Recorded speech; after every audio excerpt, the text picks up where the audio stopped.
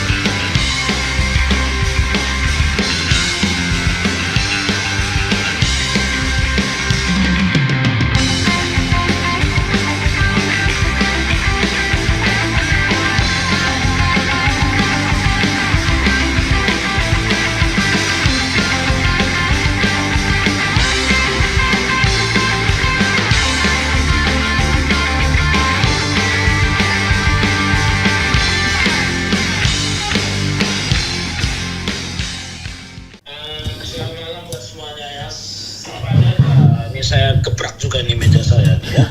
Jadi saya ingin menegaskan kembali, sebenarnya jauh sebelum muncul pemberitaan di mana-mana yang bernarasi negatif, kami sudah memegang kuasa, terutama saya Muhammad Taufik dan Jahmada Girsang, dan kami sebenarnya sebelumnya adalah teman lama juga ya. Jadi dengan ketiganya itu bukan orang baru. Dengan Mas Ray Suryo, sebelum adanya perkara ini saya menjadi ahli di perkara beliau ya.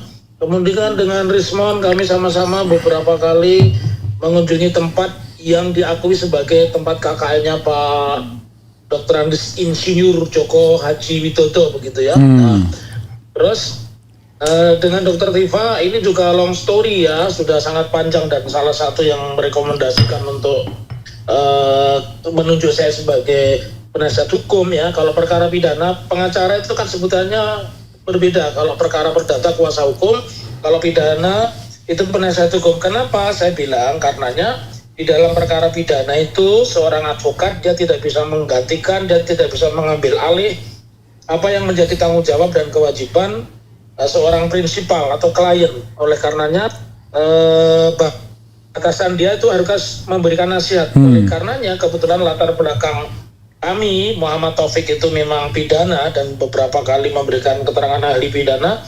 Jadi ini nyambung lah, dan sebagai bukti strategi yang kita mainkan, tentu Anda tahu pernah dimuat di channel Refli Harun ini ya, yang mengatakan dari sekitar 156 pertanyaan, kami menjawab semuanya satu-satu, tetapi jawabannya dengan bahasa yang seragam, bahwa kami hanya bersedia diperiksa apabila diperlihatkan ijazah asli, dan apabila keempat pelapor itu juga di bukti pelaporannya juga ditunjukkan. Itu kelihatannya sederhana, tetapi itu bukan bahasa pembangkangan, dan itu bahasa sangat pidana sekali. Karena kasus itu berurusan dengan apa yang disebut sebagai penghinaan. Mau menggunakan pasal 48 Undang-Undang ITE ayat 1, mau menggunakan pasal 32 ayat 1 dan pasal 35 ayat 1 yang ancamannya sangat tinggi begitu, 8 tahun, tetapi klasternya adalah klaster penghinaan, dan klaster penghinaan itu rumusannya diatur sebelumnya di pasal 310, 311 sampai 319. di mana di situ syarat utamanya adalah orang yang harus dirugikan. Karenanya ketika kami menjawab 156 pertanyaan jawabannya sama, jadi mohon dipahami ya, bukan 156 dijawab dengan satu pertanyaan, bukan. 156 pertanyaan ke-1 sampai dengan 156 jawabannya sama. Karena apa? Ini akan membawa konsekuensi bahwa prinsipal kami tidak mengakui itu sebagai penghinaan, itu yang pertama. Kalaupun itu masuk kategori delik penghinaan, maka yang memiliki legal standing seperti banyak orang mengatakan, yang memiliki alasan hukum, ya, memiliki kedudukan hukum untuk mengadu, aku bilang mengadu bukan melapor, tentu orang yang merasa dirugikan, karena begitu delik apalagi penghinaan itu delik aduan yang sifatnya absolut. Ada delik aduan yang tidak absolut, apa misalnya pencurian dalam keluarga. Pencurian dalam keluarga itu kalau yang mencuri anak, ayah ibu, orang tua boleh melapor, atau saudara kandung, abang adik boleh melapor. Itu yang saya bilang. Itu Bang Refli. Iya, Pak Taufik, tahan dulu kalau soal materi. Okay. Kita bicara bagaimana kemudian surat kuasa sudah ditandatangani dan kemudian bagaimana kita nanti menjalani kerjasama dan lain sebagainya dengan pihak-pihak lain. Ya. Jadi ini yang harus terima kasih diluruskan kembali oleh Bang Refli Harun ya. Lalu saya sekarang bicara profesionalisme hubungan ketika kita sudah membuat namanya PJH, PJH perjanjian jasa hukum. Jadi seorang advokat yang profesional sebelum dia menandatangani kuasa, dia menandatangani yang disebut perjanjian jasa hukum. Even itu membayar atau tidak itu no problem. Tapi yang utama di dalam PJH itu termuat hak dan kewajiban dari para pihak ya. Oleh karenanya tadi di awal saya mengatakan bahwa karena namanya penasihat hukum berarti kita kan sedang menasihati orang yang sedang ABH. ABH itu adalah OBH, orang yang sedang bermasalah dengan hukum. Karena itu seorang advokat seperti kami setidaknya harus melakukan 3 hal. 1, memberikan arahan ya, jadi memberikan arahan bagaimana strateginya menjawab, strateginya berkata di depan media, di depan penyidik dan sebagainya. Lalu yang kedua, kita harus memberikan bantuan hukum ya. Yang ketiga, bantuan hukum itu tentu punya 3 aspek. 1, bantuan hukum yang sifatnya bagaimana seorang klien ini supaya tidak terjerat perkara lebih jauh lagi. Yang kedua, syukur-syukur membebaskan dari jeratan. Yang ketiga, setidaknya tidak menambah beban. Itu secara prinsipal 3 hal itu, Bang Refli Harun ya. Oke. Ya, Sobat Era sekalian, Pak Taufik posisi masih di Solo ya? Saya di Semarang, tapi rencana saya, karena kebetulan saya padat sekali itu. Banyak acara seperti ini, bahkan saya harus ke Surabaya dan sebagainya. Tapi saya merencanakan supaya gampang begitu, saya mau bawa mobil itu hari Ahad insya Allah saya akan berangkat ke Jakarta. Nanti mungkin kita bertiga online bareng begitu, biar orang tahu Jahmada Girsang itu seperti apa. Kalau Muhammad Taufik pakai Q kan sudah pada tahu, Refli Harun juga udah tahu kan begitu. Ya. Jadi Jahmada Girsang sedang tertawa-tawa di depan saya. Oh, ditertawa itu. Jangan lupa kalau pulang ambil topi atau ambil jaket atau ambil semuanya ada yang ada di situ. Gitu, ya. Oke, Mas Taufik. Oke, Pak Taufik ke Semarang ya? Ke Semarang saya lihat ada gambar bertemu dengan Dr. Tifa. Ya, ada itu di satu tempat. Kami begini, kami kan memberikan pendampingan dimanapun namanya. Tadi saya bilang, tugas seorang penasihat hukum kan memberikan nasihat. Ketika dia bercakap dengan siapapun, untuk kepentingan apapun, sepanjang dia membutuhkan nasihat kita berikan nasihat. Jadi saya mengawal itu Dr. Tifa itu kan berada di Jogja dan juga berada di Semarang begitu ya. Maka menjadi kewajiban saya sebenarnya kan sudah ada deal untuk waktu ketemu dengan Abangda Jahmada Girsang dan Bang Refli Harun. Tetapi seperti tadi aku bilang, klien kita ini kan sedang OBH, orang yang bermasalah dengan hukum. Makanya tugas kami mendampingi supaya tidak salah-salah kata. Tapi secara prinsipal aku mau kembali kepada pertanyaan awal bahwa adanya Jahmada, adanya Taufik, Jahmada dan Refli ini di dalam rangka untuk, saya tidak akan mengatakan sinergi, nanti kayak istilahnya pemerintah. Saya hanya ingin mengatakan bahwa kita menambah amunisi itu untuk mengatur strategi, dan strategi sudah kita lakukan di saat pemeriksaan. Begitu Bang Refli. Jadi dan saya ada begini. Kalau saya boleh ngomong sedikit lagi ya. Boleh, silakan. Jadi begini, jangan pergerakan kita ini di media sosial saja. Saya udah ketemu kemarin beberapa tokoh di Jogja, saya bilang, ketika prinsipal kami diperiksa, you mesti datang dong di kantor polisi. Ketika prinsipal kami ketika disidangkan, tetapi saya kan udah bilang soal sidang atau tidak itu ada 2 alasan prinsip ya Bang Refli dan Bang Jahmada, tapi tidak saya bongkar di sini. Itu senjata kita bertiga, nggak akan saya umbar di sini. Nah, tapi yang lebih prinsip lagi, harus muncul yang namanya people power. People power itu dalam bentuk orang tidak cuma cuap-cuap di media sosial, tidak hanya mendukung tapi datang kagak. Karena ternyata kita berharap banyak kepada Komisi Informasi Pusat, ternyata hasilnya juga letoy, sama juga pengadilan Surakarta, sama dengan Jakarta Selatan, sama Tun, sama Jogja. Ternyata impoten juga. Makanya harus ada tekanan. Saya katakan tidak cukup kita hanya cakap-cakap begini, Anda berpendapat. Anda juga turun, keluar dari kandang, keluar dari frekuensi, menyamakan frekuensi, datang di tempat-tempat di mana kalau kami diskusi, you mesti datang. Kalau kami bedah buku, you datang, ya. Dan info yang terbaru, kita akan melakukan bedah buku, apa namanya, Jokowi Black Paper, Black Papernya Gibran. Kalau ini Gibran, Bang Refli, supaya semua tahu. Gibran itu kependekan dari apa coba? Tahu nggak? Kayaknya kita tidak ke sana, Pak Taufik. Iya. Oke, jadi bukan, saya hanya ingin mengatakan mereka sedang menulis buku juga begitu. Tapi secara prinsip, karena ini amunisi baru ya, kita tentu siapkan strategi baru. Begitu? Oke. Ya, makasih Pak Taufik ya. Nanti Anda ketemu di Semarang dengan Dr. Tifa lagi. Iya, saya ketemu lagi di Semarang. Saya ada di satu tempat di Semarang juga. I see. Oke, silakan berkoordinasi ya. Kami di Jakarta aja. Ya, oke. Oke, thank you. Lanjut Mas Taufik. Lanjut. Assalamualaikum.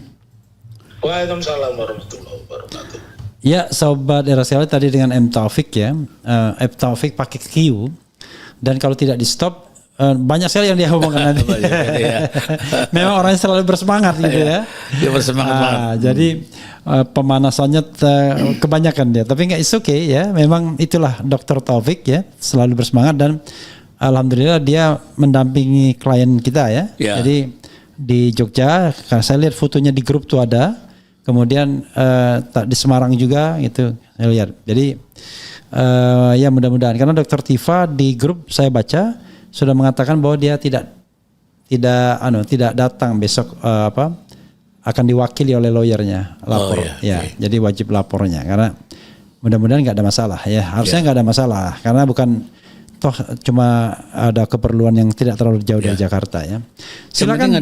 Yang penting ada yang mewakilkan Prof. RH ya. Jadi mungkin kuasa hukumnya atau siapa, atau tim kita lah. Kuasa hukumnya tim kita juga ya. Jadi begini, biar clear juga, memang ada yang masuk dalam 3 kuasa hukum atau 3 jadi penasihat hukum dari 3 orang itu, tapi ada pula yang memang tetap melekat sebagai masing-masing. Tapi itu bersinergi. Jadi kita tidak mencari perbedaan, tapi kita ingin bagaimana itu disinergikan secara baik ya. Betul sekali. Jadi misalnya Dr. Tifa kita tahu sudah punya beberapa lawyer sebelumnya, dan itu tetap bisa bekerja untuk banyak hal juga. Betul ya. Silakan Bang. Ya tadi rekan atau Prof. Taufik pakai Q ya. Pakai Q. Ya. Dari Solo tadi, itu tugasnya tetap menyertai klien kita juga ya, klien secara kebersamaan. Dr. Tifa yang ada kegiatan di sana, apapun itu, kalau Dr. Taufik menyertai di sana bagus sekali. Jadi kita tetap sinergi, tetap kita ada komunikasi yang intens juga. Jadi kembali tadi ditegaskan oleh Mas Taufik bahwa sinergi kita bertiga ini based on dari klien kita yang diterjemahkan dalam power of attorney itu. Yaitu kita adopsi, dan menurut saya itu adalah mulia ya, Prof. RH ya, mulia. Kalau ada yang menolak itu segala macam ya tanya yang bersangkutan kan itu. Kalau ibaratnya kasarnya kan begitu, tapi menurut saya sih tidak perlu begitu. Kita perlu dewasa menyikapi ini, karena ini masalah pribadi banget Ini perkara yang sangat menyentuh pribadi masing-masing. Tentu mereka menerjemahkannya dan lantas terjemahan itu barangkali ada yang ke Prof. RH, ada yang ke Jamaah Negeri Sang, dan ada yang ke Taufik. Dan kita itu masing-masing tadi ada barisannya seperti yang dijelaskan oleh Prof. RH tadi. Bukan saya sendiri.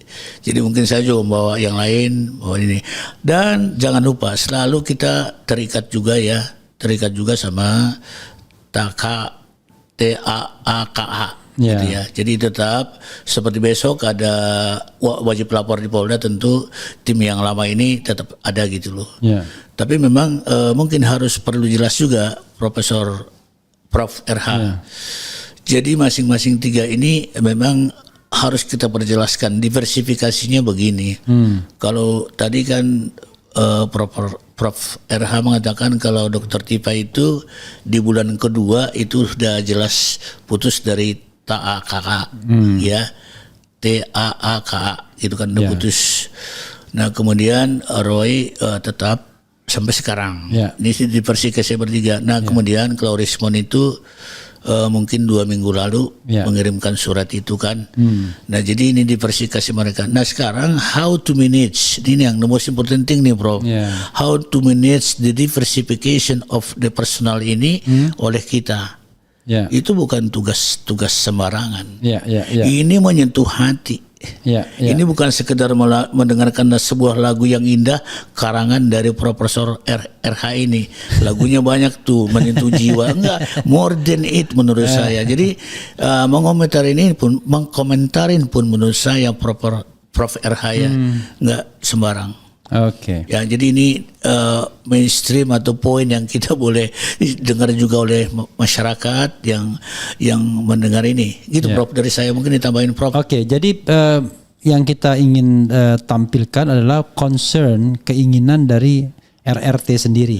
Itu yang paling penting. Jadi causa primanya itu ya. Jadi sebagai penasihat hukum, ya tentu kewajiban kita memberikan nasihat terbaik ya, langkah-langkah terbaik. Tetapi tentu harus dikembalikan pada prinsipal itu. Karena prinsipal lah yang akan menanggung konsekuensi dari semua tindakan yang akan dilakukan. Jadi kalau kita ini ibaratnya mereka suruh gas, ya kita gas. Gas gitu loh.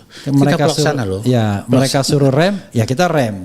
Makanya saya selalu mengatakan kita harus bedakan antara seorang lawyer, seorang pengacara, seorang kuasa hukum atau penasihat hukum dengan seorang aktivis atau seorang akademisi. Ya, setuju Bang.